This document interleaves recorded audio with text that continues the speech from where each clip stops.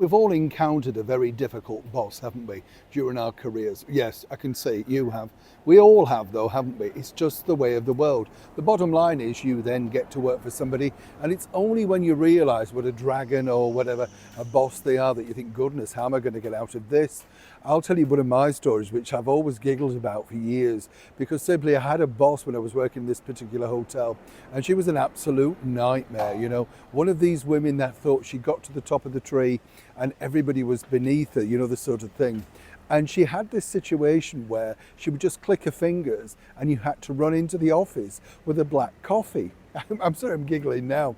And the thing was, it didn't matter where you were, once she clicked her fingers, you had to get it. And I didn't realise, because I was pretty new and I was only a temp at this hotel, that I rushed in with the black coffee, not realising there's a step. I tripped up and of course the coffee went all over her feet. She had sandals on. You can imagine how long I lasted. A footnote to that, though, is years later I did meet her in another hotel when I was staying there for a junket, and she asked if I'd like to have dinner. You do get your own back, don't you? Back as ever, though, to your royal story of the day. It's interesting, this, because Meghan Markle, as we all know, is struggling to find anybody that wants to come and work for her for a brand of American Riviera orchid, whatever you want to call it. And this is the CEO role. And I've told you before, the problem that you have is if you're not really defined about what your brand is, then there are problems, you see. And the thing is, nobody's actually come up with a working plan. Lots of people have come and gone, most recently Josh Settler. And of course, Josh is still, shall we say, thinking through his contract. Rightly so, some people might suggest, right? Now, again, it gets really complicated here because according to a few people who've already worked there, there's real problems behind the scenes. And this is because Meghan can't understand why it's not been smooth sailing. Well, she did that really madcap launch at the early part of spring, and suddenly we're all supposed to rush and think, now we're going to buy into the Meghan Markle way of living. Well, what happened? How come people haven't logged on to the Instagram site? Maybe this is something of a clue.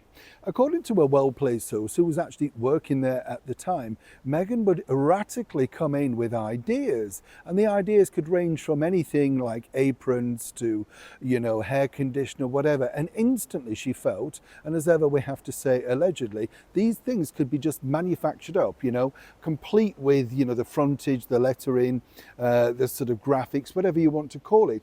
And if you couldn't literally, come up with the idea quickly, she suddenly turned into Miranda Priestley from The Devil Wears Prada. Now, as you can imagine, a lot of people in this climate, and I've said this to you before, our generation probably might have taken a little bit more. The younger generation know far more about the digital complex world of marketing and advertising.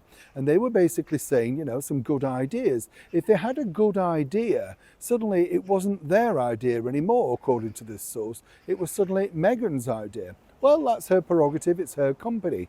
But as that source pointed out, literally the whole point of why people got fed up of actually being inside that particular climate and why it's suddenly taking so long is that Meghan won't take direction. All ideas have to come from her, all sign-offs have to come from her, and more importantly, if it's a bad idea, then the individual then, yes, gets the bullet, or indeed, more importantly, gets such a severe telling off that they no longer want to see remain in the employ. As ever, we have to say allegedly.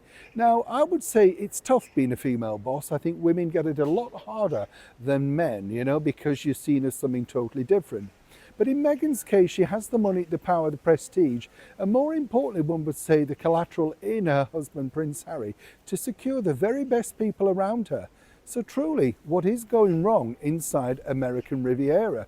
And more importantly, is it just the product, or is it the boss? I'd love to know what you think.